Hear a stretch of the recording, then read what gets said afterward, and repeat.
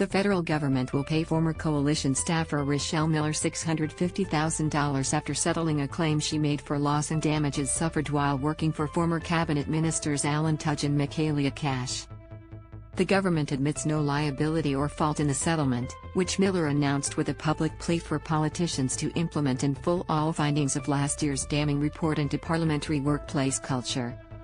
"My experience of making a formal complaint was, frankly, horrendous, and left me more traumatized than when I began it," she said, in a letter released overnight. Read more. Liz Truss wins leadership race to become new UK Prime Minister. It grieves me that without expert legal assistance, many victims are unable to navigate the current complaints system, which is neither fair nor independent, protects offending parliamentarians and exacerbates the power imbalance. Miller worked as a media advisor for Tudge and then Cash from August 2016 until July 2018 and had an intimate relationship with Tudge for some of that time. In November 2020, Miller complained to the Commonwealth that she had been subject to bullying, harassment and discrimination while working in the coalition ministers' offices. In December 2021, she alleged her affair with Tudge had been emotionally, and on one occasion physically, abusive. Tudge, who stepped aside as education minister after the allegations but remained in the cabinet, completely and utterly rejected Miller's claims. "Ms. Miller and I had a consensual affair in 2017, as both of us have publicly acknowledged. This is something I deeply regret," he said, in December 2021. Tudge said he was not a party to suit and had no knowledge of the matters. "I categorically reject these latest allegations, just as I rejected Ms. Miller's previous allegations, which I was cleared of by 2 independent inquiries," said. A spokesperson for Cash said the senator strenuously rejected any complaints of adverse treatment and strongly disputed the former staffer's version of events.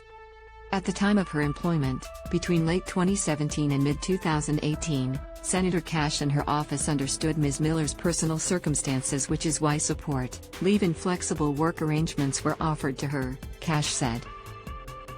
The settlement, dated July 19 this year, came after a legal process that included allegations someone in the government leaked a draft of the agreement, resulting in Miller publicly releasing the Commonwealth from any confidentiality provisions. The taxpayer payout included $300,000 for hurt, distress, humiliation, dislocation of life, loss of professional standing and impairment of personal dignity, $100,000 for lost future earning capacity, $150,000 for Miller's legal costs and smaller amounts for medical expenses and past earning capacity.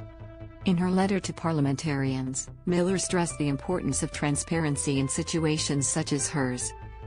Taxpayers have a right to know about the outcomes of complaints made against elected officials, particularly if a settlement was paid.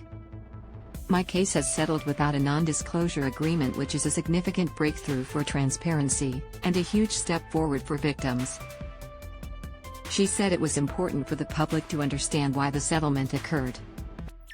"The silencing of victims who are paid settlement amounts to compensate for their traumatic experiences is a fundamental reason this toxic culture has remained hidden for so long," Miller wrote. "It is in the spirit of transparency that I have spoken to the media about the settlement." In her claim, Miller alleged the Commonwealth's investigation processes were flawed and failed to protect her human rights.